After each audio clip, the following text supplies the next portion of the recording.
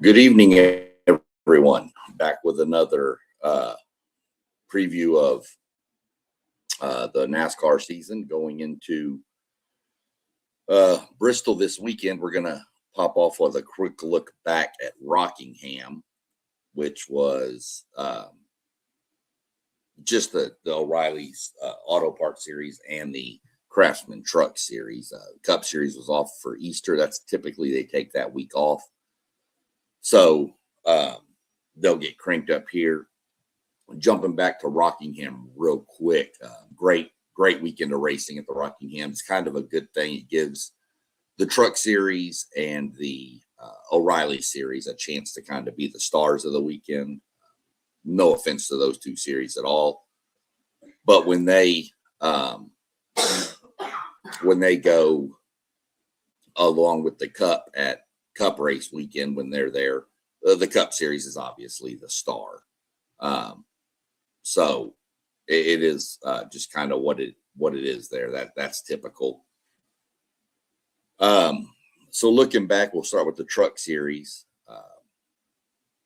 As becoming, it sounds like a broken record. Corey Heim dominated, literally. Led 178 laps of the 200 that were run. So I don't know of a better word to use when Corey Heim sits in a truck, except just pure domination. This week could be a little interesting for him. He is going to race this week. We'll get more into that when we look ahead at the Bristol preview. But yeah, I mean, just domination. He actually had almost lost it. His teammate Caden Honeycutt, who is actually driving the number 11 truck, which Corey Heim drove last year on his way to the Truck Series championship. But Corey Heim isn't full-time in the Truck Series, so they put Caden Honeycutt in that truck, and Caden Honeycutt ran him down. Lap traffic played a role in it for Caden, but he still cut the deficit in down to was 900ths of a second was the winning margin. So he was there at the end, but as the phrase has become around the Truck Series, when he's in it, when Corey Heim races, it's Heim time, and it is. So off to Corey Heim doing that. We'll do a quick run through. Not much to really talk about on that side. We'll go real quick through the standings. Corey Heim is leading them. However, he's not running a full-time series as mentioned, so he's not eligible for championships. But he is the points leader. But if you eliminate him, Caden Honeycutt would actually be the points leader with 190. They both have 190 points actually. But if you want to hear the crazy stat, all the drivers that I'll list in the top 10 have 5 starts. Corey Heim has 3, and he has the most points. So tells you how good Corey Heim is. Caden Honeycutt, like I said, is second. Lane Riggs third. Chandler Smith fourth. Ty Majeski, my driver, is fifth. Gio Ruggiero sixth. Christian Eckes seventh. Ben Rhodes eighth. Stuart Friesen ninth. And Justin Haley in a Dodge is 10th. And we're going to go through 10 every time we do the point standings, because that's the number of drivers that qualify for the chase at the end of the season. So right now, Justin Haley holds the last spot. I'll give you 11th. The next one down for the cut line is Tyler Ankrum. He is literally 1 point behind 10th. So lots of changes will be happening coming up. But this is one series where you can say, as of right now, Chevrolet is not dominating the series. Well, the Cup Series, they're really not. But when we look at the O'Reilly standings, it'll be all Chevrolets pretty much. But here in the top 10, you've got 4 Fords, 4 Toyotas, a Dodge, and 1 Chevy. So a little more spread out here. But again, the 11 truck of Caden Honeycutt, Lane Riggs, Chandler Smith, Ty Majeski, to me, those are your big boys that are going to have to be watched throughout the whole season for serious championship contenders. If we switch over to the O'Reilly series, we had a first-time winner And William Sawalich got his first win at Rockingham. Congrats to him. He led 80 of the laps. Corey Day was the dominant driver of the day.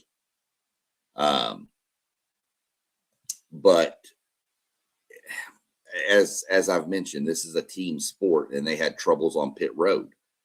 They had a slow stop in the second stage at the stage break, and they also wound up having a loose lug nut on one of them, so he had to come in and get that all fixed up. And he fell down to 24th after that, coming off sequence, but he drove his way back up to a top 10 finish, so that just shows you how dominant he was. He swept both the first and second stages, but William Sawalich, was right there. He's a good up-and-coming driver. Got his first win. So congrats to him. Drives for Joe Gibbs. His winning margin was 0.9 of a second, 0.863 really, but round up, I just call it 0.9 of a second. He finished, like I said, 80 laps led. Brandon Jones was second. Justin Allgaier, who you never count him out in the O'Reilly series, much like you don't count Corey Heim out in the truck series when he is racing. Raja Caruth, Carson Kvapil, Sheldon Creed, Taylor Gray, Parker Retzloff, Ryan Sieg, and then Corey Day rounded out the top 10. So these are, was a good weekend for them. Really good to see somebody new get a win in William Sawalich. I like that. We'll go look at the standings here. And here in the O'Reilly series, 12 drivers make the chase. So we'll go through the top 12 in points. No shock here. Justin Allgaier is pretty much lapping the field when it comes to points. He has 422 points. The next closest in second place is Jesse Love with 296. Well over 100-point lead going into Bristol. Sheldon Creed sits third. Austin Hill fourth. Corey Day fifth. Carson Kvapil sixth. Sammy Smith seventh. Brandon Jones, Parker Retzloff, and Raja Caruth round up the top 10. And then William Sawalich, based on that victory, skyrocketed up 3 spots into 11th. Taylor Gray holds the last spot at 12th. And then, kind of shocking to me, Sam Mayer is in 13th. So he's the first one out. Yet he is, 30 points behind Taylor Gray. 30 points can be made up pretty quick. Couple races, sometimes one race. If Mayer were to win and Gray were to finish in the back of the pack, he could leapfrog him this week. But generally, with those drivers, like with the skill level down there, with those two between them, I'd pretty much say you're looking at 2 to 3 races that Mayer would have to probably leapfrog him. But it could go backwards. I mean, Mayer could finish last and then wind up falling further behind. So just have to wait and see how it plays out. That's pretty much what we're looking at with the Rockingham recap. We'll jump into there's no other way to start this off, this preview. This is, it's Bristol, baby. That's just what it is. That's the catchphrase for it. My favorite track on the circuit. Not sure it's real close, but this is the racetrack I tell everybody that wants to go to a race, go to the Bristol race. But go to the Bristol race at night, in the fall, in September. But man, that's the first race I took my wife to, and she fell in love with it. She likes going to other tracks, but somehow I think if she's a little disappointed if I don't say we're going to Bristol. But my favorite track by far. So we'll jump into it. Before we jump into some more of it, let's give you a little bit of a backstory of Bristol here. Bristol, it's a half-mile track, 0.533 miles. It's an oval, high bankings. It's not just a racetrack, though.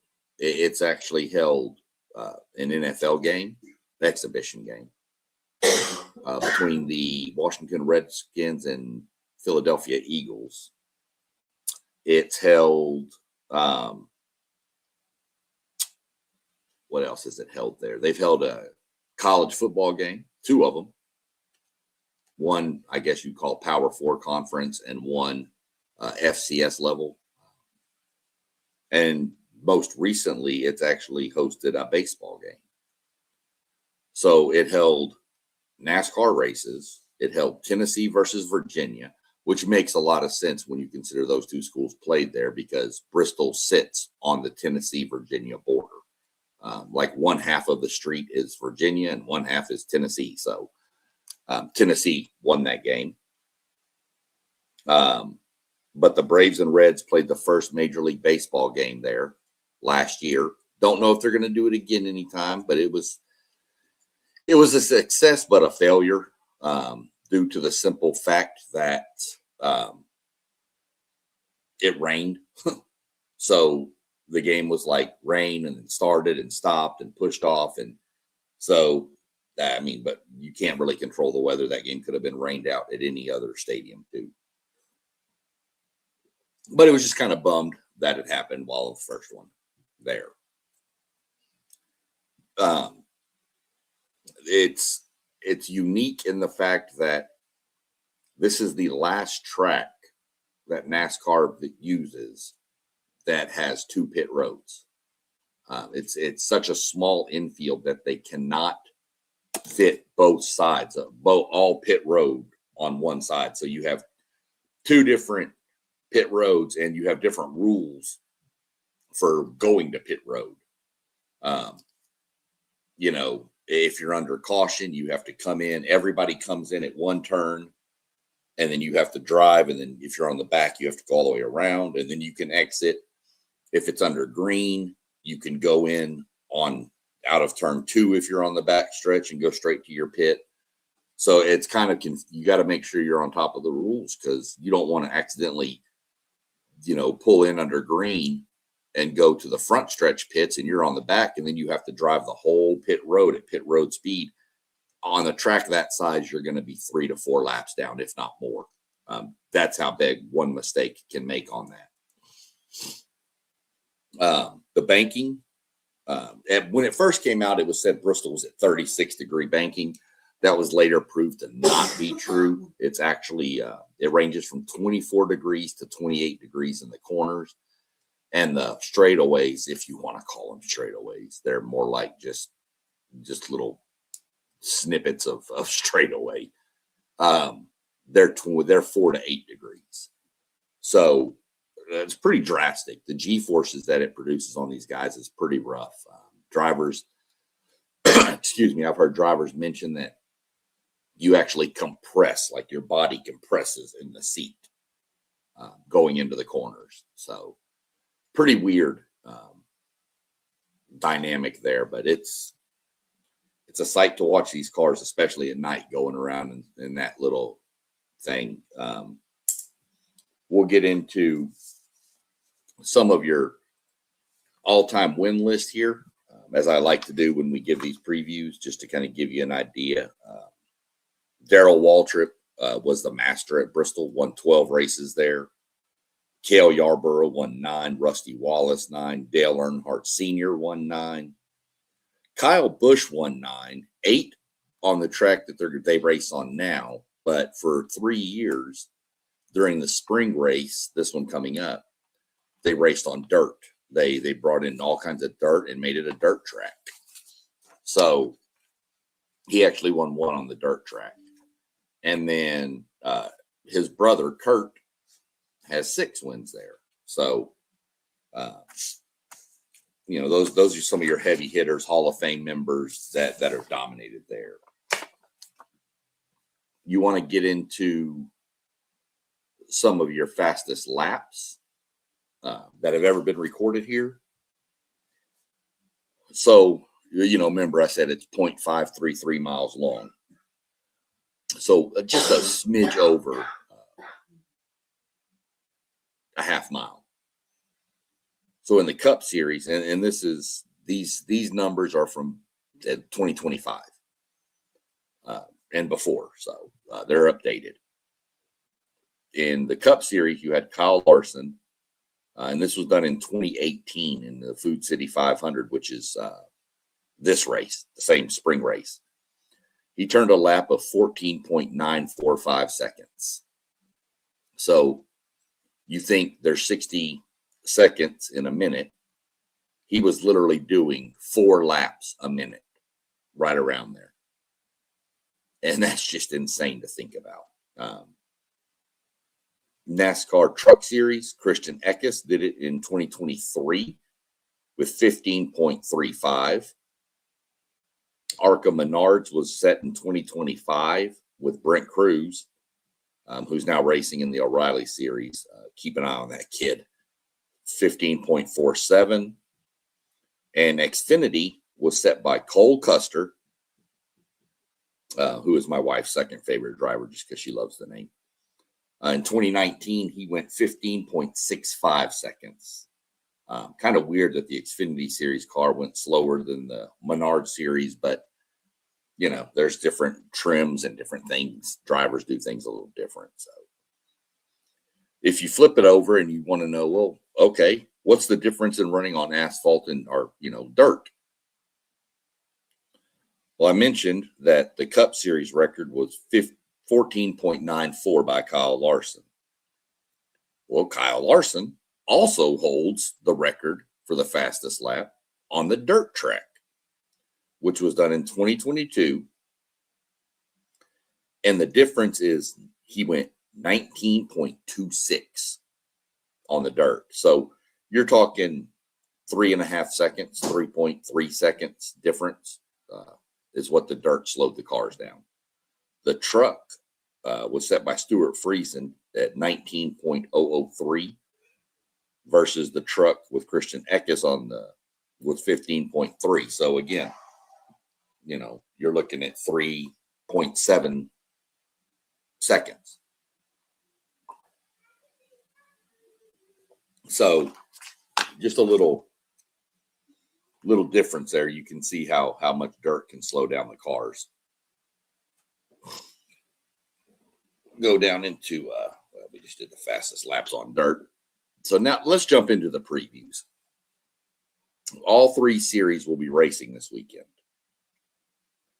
It kicks off Friday at 3:30. This is on FS2 as practice and qualifying. Qualifying is at 4:35. And then they turn right around after that, and at 7:30 on FS1 and the Fox Sports app. You can also listen to it on Sirius XM Channel 90. You'll have the race, the Tennessee Army National Guard 250. Your stage links for this race are 65 for the first stage, 65 for the second stage, and then 120 for the last stage, giving you your grand total of 250. A little bit extra to watch, besides the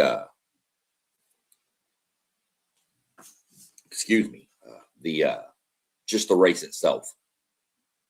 Corey Heim is racing in this one. He wasn't originally going to, but they're doing a thing they started called the Triple Truck Challenge, and he's won the first 2 of them. It was the Darlington race he won, and then the Martinsville race. So now he's obviously going to race in this one. He won $100,000 for each of those wins, bonus. And if he wins Bristol, he'll win an extra $500,000 plus $100,000 for the race. So a chance to win $600,000 is up. So I'm kind of curious to see if he can pull it off. Now, I had mentioned we're going to see what he can do. And we'll get into it when I mention the drivers to watch, which obviously I have Heim, Majeski, Caden Honeycutt, and Chandler Smith. Lane Riggs is kind of my sleeper. He does pretty well at Bristol, but he's also had some issues at Bristol. So, but what's going to make it harder for Corey, I believe, is when I mentioned what Cup drivers are dropping down to race in the Truck Series. Drivers like Kyle Busch, who has 9 wins there. Ricky Stenhouse Jr. is a Cup Series driver. Chase Briscoe, Ross Chastain, Daniel Suarez, Christopher Bell. They're all out there. And these are all good, solid Cup Series drivers. So they know Bristol. They know how to get around Bristol. Qualifying is going to be key for Corey Heim. I believe he's going to have to be near the front. I don't believe he's going to be able to drive through these Cup Series guys like he has in the regular series. But we'll see. Bet on Corey Heim at your own peril. I'd lean Kyle Busch. Kyle Busch, he's got something figured out at Bristol. So we'll see how that works out. But just some drivers to watch. Watch Busch. Watch Christopher Bell. He's really good in the trucks too. So all of them are. They're Cup Series level guys. They're good driving just about anything. So that leads us through Friday. We're done with Friday. We jump into the O'Reilly series on Saturday. They get cranked up. And on Saturday, they start at 2 p.m. on the CW app. Is at their practice at 3:05 is their qualifying, again, on the CW app. If I didn't mention it, all these times are Eastern time, by the way. Then they crank up at 7:30 p.m. on the CW network and, again, Sirius XM Channel 90. That's NASCAR radio. They crank up and drop the flag on the Suburban Propane 300. Their stages, stage 1 is 85, stage 2 is 85, and stage 3 is 130 to give you your 300 lap count. This is the first race of the Dash for Cash. And we talked about that. Let me get over here, come down here and go to the Dash for Cash. I always forget to highlight the topics. So the Dash for Cash, people, what is that? Well, first off, if you're a Fan Rewards member and followed my series, beginner series on that, and set all that up and got that, if you go under your profile, there's a thing and a little green box will pop up and it'll say Dash for Cash. Just click it. First off, you're going to get 25 points towards your rewards. And you're also going to be entered into gift drawings that they're going to have 50 drivers for the next 50 people for the next 4 weeks will be a chance to win gift cards or cash from O'Reilly's. I think it's $50. I'd have to go back and look at it exactly, but it's like a $50 gift card or $50 cash or something for 50 people. They're going to give away 50 things. So kind of a cool little thing O'Reilly's is doing. I'll give them credit for that. But what is the Dash for Cash? Okay, well, it is what it is. It's a Dash for Cash. Last week at Rockingham was the qualifier. So how it works is the top 4 finishers from that race that are eligible for points in the O'Reilly series become eligible for the first Dash for Cash race, which is at Bristol. So those 4 that were locked in were William Sawalich, Brandon Jones, Justin Allgaier, and Raja Caruth. Those are the only 4. They'll have a special banner on their windshield. If you watch the race, it'll say Dash or Dash for Cash or something along those lines. That's what it's done in the past. So whoever finished the highest don't have to win the race. You just have to beat the other 3 competitors. You win $100,000. And you automatically qualify for next week's. I'd have to look at the schedule to see what the next 3 races are. I think it's Kansas after Bristol, but I'm not 100% sold on that. I'd have to look that up. In fact, if you give me a second, I'll pull that up for you real quick. Let's see.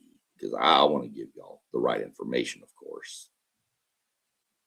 Let's go to the schedule for the O'Reilly series. Okay, so Bristol, Kansas, Talladega, and the Texas Motor Speedway are the 4 races for the Dash for Cash. So whoever finishes higher out of those 4 wins the Dash for Cash and is automatically qualified. So let's say Justin Allgaier finishes 8th, but he beats everybody else. So he's qualified. So then we take positions 1, 2, and 3 in the race, and they go to Kansas for the $100,000 Dash for Cash. And that cycle repeats. The highest qualifier advances. There used to be a thing for somebody if they'd actually like won all of them. I don't know if they're doing that anymore. But either way, it's just something that every series has something in season to kind of spice it up. You have the Triple Truck Challenge. You have the Dash for Cash for the O'Reillys. And we'll definitely get into it pretty hard and heavy when the Cup Series gets theirs going, which is their bracket challenge. That gets going in the summer months. So everybody has their own little thing they do for it. So that's the Dash for Cash. If you got any questions or comments, drop questions or comments to me. I'll get them answered as quick as I can when I see them. Who are we watching in the O'Reilly series? Justin Allgaier. Just who I'm watching. Allgaier, Brandon Jones, Carson Kvapil, your normal standout, Jesse Love, Austin Hill.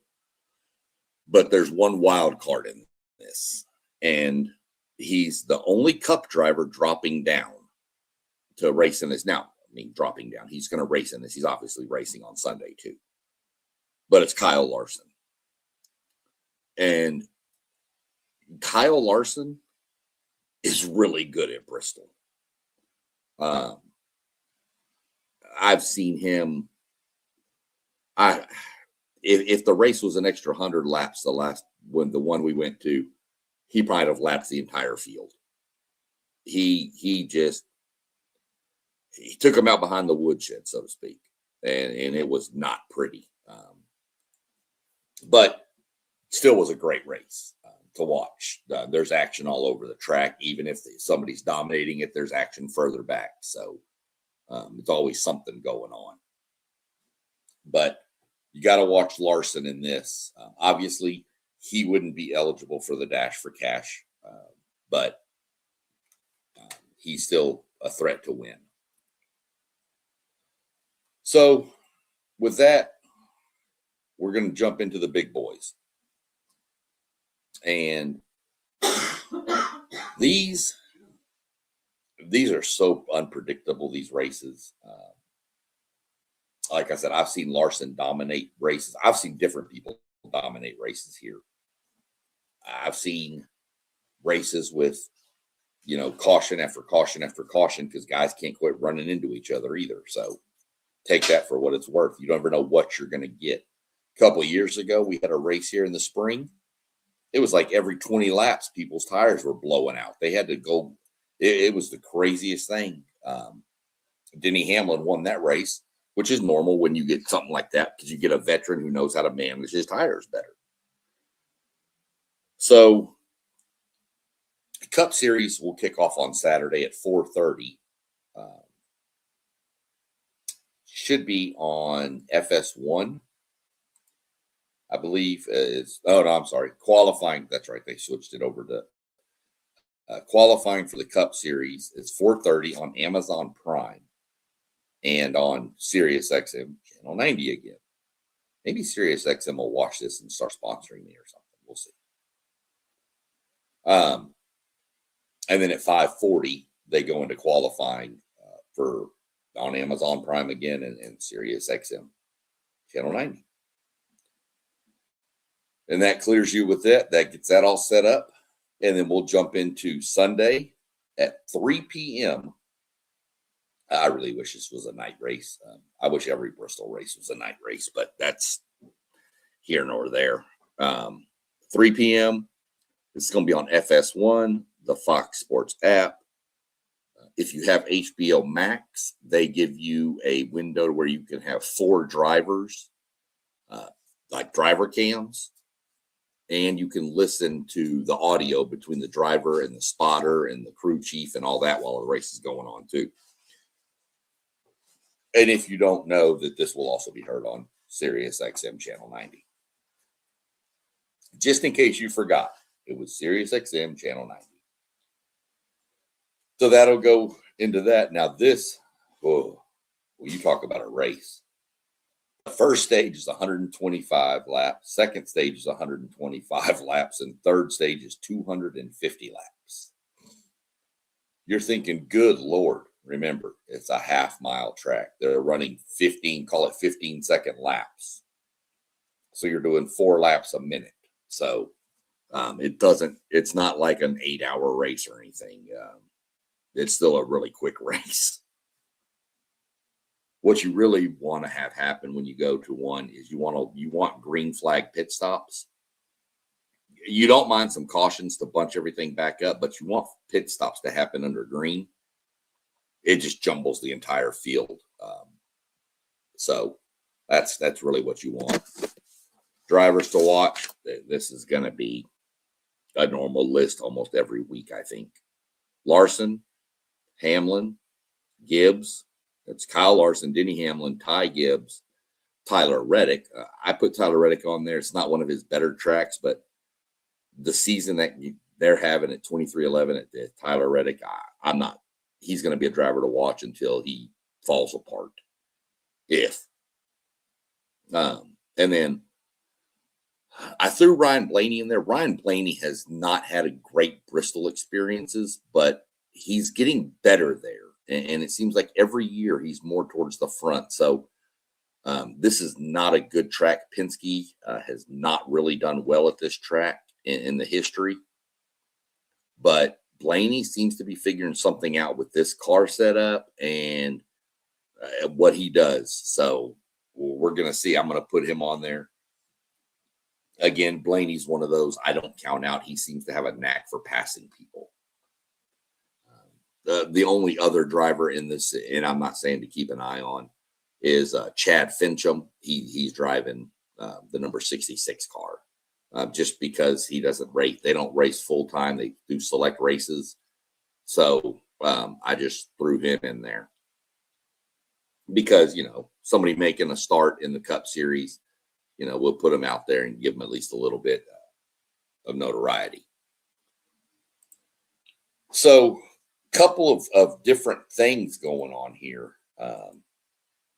Goodyear has come out with a new tire combination for this race. After the race a couple of years ago, I talked about where the tires were having serious issues. They decided that something they had to work. So in Goodyear, to give them credit, they work on this year round, not just at Bristol. They work at every track trying to figure out how to make it better. More tire fall off, less tire fall off, how soft can we go? Just different things to try to make the racing better. So I give Goodyear credit. They're trying all kinds of stuff. But they're doing a combination. They're trying some sort of combination for the left and right side tires that are less dependent on temperature, because they've said here recently in the spring, Bristol, the temperature on Saturday when they do practice and qualifying in the evening, or in the evening, 4:30, 5 o'clock, versus when they race at 3 o'clock, the temperature can be drastically different. So they're trying out this tire. How's it going to work? Tune in Sunday to find out, because I don't know either. Like they get their typical for a track, like for a race like this, they're going to have 12 sets of tires for the weekend. And how that breaks down is they get 10 for the race, 1 for practice, and then 1 for from qualifying, known as scuffs. So they'll be able to take those to the main. You won't take your practice tires because they'll have too many laps on them, but you could take your qualifying scuffs with you in case you need them. Now, a couple of years ago in that one race, NASCAR Goodyear knew they had a problem, so they allowed the teams to go buy more tires, not give. They don't give anything away in NASCAR, but they had to go buy tires. They could if they needed to. Some teams, I think, did. Some teams didn't. Some realized they could make it. So something new to keep an eye on. There's also going to have 4 sets of wet weather tires. They will race on short tracks and road courses with damp racetrack. Not if it's pouring rain, nothing like that. But if the racetrack is damp or, just a little bit wet, they will race on it with wet weather tires. And pretty much the wet weather tires are what you would have on your passenger car. They have tread like those versus the slicks that you would normally see on a race car. So we went through your drivers to watch. We went with the new tire combination. We're going into just some miscellaneous topics that have popped up this week from NASCAR. The big one, really, there's only one big. Well, there's 2 stories.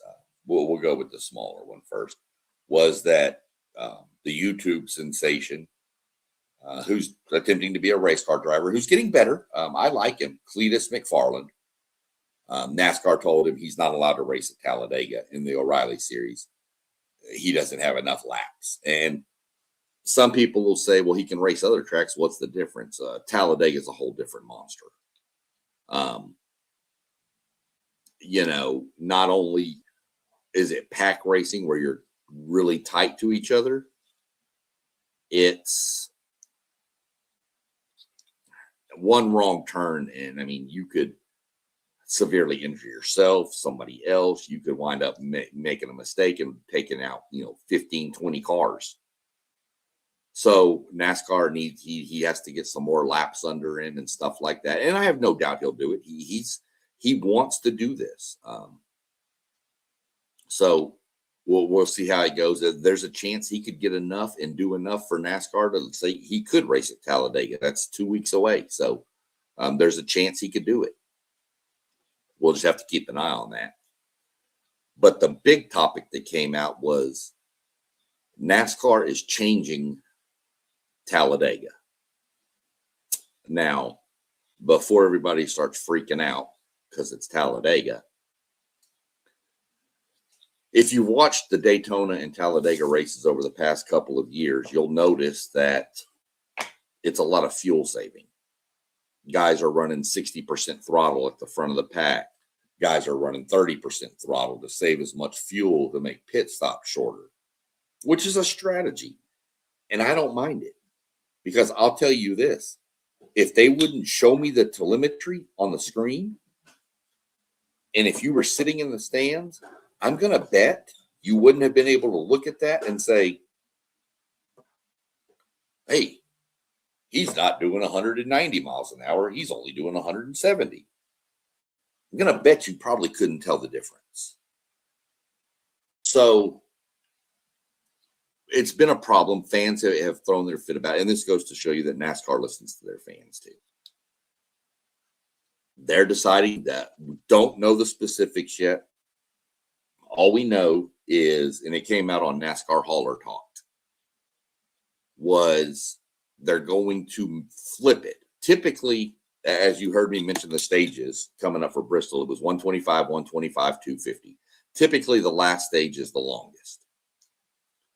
Well, they're talking that they're going to flip that, and they're going to make the first stage the longest at Talladega. I'm assuming they're going to do it at Daytona too in the next race at Daytona. We'll see. They may be waiting to get a gauge on how it works. But for right now, it's supposed to be just Talladega. And it's the example that I'll use is one I heard this morning on Sirius XM radio. Mike Bagley and Pete Pistone in the morning drive. So what their example was, let's say the race is 188 laps. Okay, that's the length of the race at Talladega. So they said you can normally, and then again, I heard more info from Larry McReynolds, known as America's crew chief. He says you can run about 40 to anywhere between 40 to 46 laps generally on a green flag fuel run. So he says that what the thought process is that NASCAR would make the first stage 100 laps. So if you're going to have fuel saving, you'd have it in there, but you're still going to have to make a pit stop, maybe 2, depending on if you can save fuel enough. Because if you say 45 and 45 is the average, let's just say that, you're looking 90, you still got 10 laps to go. You got to be able to save 10 laps of fuel somewhere. So we'll see how that played out. And then the next 2 stages would be 44 and 44, which you would be able to make without a fuel stop. So to me, I kind of like it. I'm kind of on board with it. I want to see how it plays out. I think it's going to open it up to where you get more racing in the back half of the actual event, because it's not going to be, hey, let's save fuel until the final pit stop and then we'll go. It's going to be, we need to go. So if you want to get real negative on it, people will say they'd rather get rid of the stages at these 2, not necessarily the stages, but get rid of the breaks in between the stages. Well, I would question those people to go back and watch some old Daytona races, not even real far back, back when Dale Jr. was out there and stuff. There was numerous races where these guys would just get in a single file line, all 36 cars in a single file line, nose to tail, never passing, never doing nothing, just riding the whole race, because there was no need to tear up your car at the beginning of the race. Well, now they're stage points. So you may ride around for a while, but when it comes to that stage, you want those points. Those are points for your standings. You got to be in the top 16 to make the chase. So, it literally, that's how it used to be. There was a bunch of races, Daytona and Talladega, same way, where it was just riding for the whole race. And that's when stages kind of cranked up. And I think stages came in 2017. So I'd say go back and look at any maybe Daytona from, say, I don't know, let's just give a window of 2010 to 2016. You'll find one somewhere in there where there's just not a lot of action. So we're going to see how that plays out. I'm looking forward to the weekend. Looking forward to that change. Looking forward to this tire issue, not tire issue, but I guess tire issue. The tire change that NASCAR and Goodyear are throwing out there. Really, really looking forward to this weekend. Like I said, phenomenal track to watch a race at. Phenomenal race to watch on TV. You never know what you're going to get at Bristol. So y'all definitely tune in, like, comment, subscribe to my channel. You got me here. You can find me on TikTok. You can find me on Patreon, where I do giveaways for paid subscribers, including autographs. Eventually we get some more paid subscribers. We'll give away bigger prizes, maybe some sheet metal from cars, maybe even eventually we get enough people subscribed. Maybe we'll give away some race tickets. I'll let you pick the race. I'll tell you what races are available to you and let you pick them and get your tickets. I'm on Instagram now, so you can find me there. Instagram is SEC Sean 2026. Everything else is SEC Sean. Apparently somebody stole my name on Instagram, so I have to find that person. You see our channels, WTP Sports Dudes, WTP for Life. Robert put everybody together. Level Up Sports 10 Mossberg. He's coming up at 7:45 with What If Wednesday. I may try to pop back on for that a little bit. We'll see. City League TV with T1. One Take Zay is on there. You got Parlay Poe, who's living high after Michigan won the basketball title. And you got Post Game with tons of Notre Dame and plenty of basketball type content. Big Notre Dame guy, so he'll be cranking up pretty soon with football, I'm sure. He normally hosts Thursday night show we have, so go tune in, like, subscribe, share, comment.